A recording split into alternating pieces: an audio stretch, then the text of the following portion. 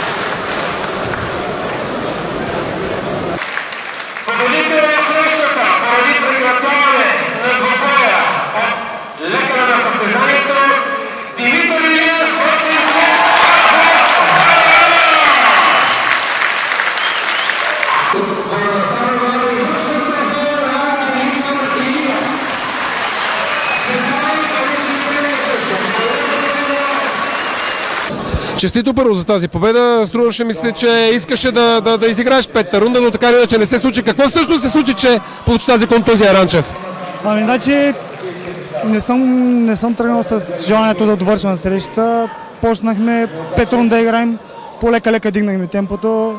Докато падаше, го ударих с коляно и се сцепи.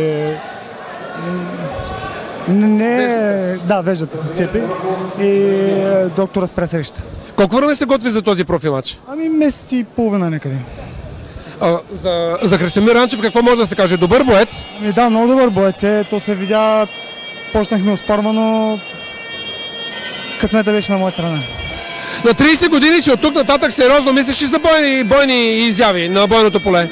За момента не смятам да се отказвам, още малко смятам да се посъстезавам. Имам още някоя друга година живот. Почнах малко по-късно, съответно не съм се амортизирал още.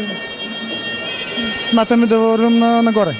Кратката ти визитна картичка. От колко години си в спорта? Какви са по-сериозните ти успехи и клубовете, за които си играл? Ами играл съм само за, значи, по принцип, само Аргос, да.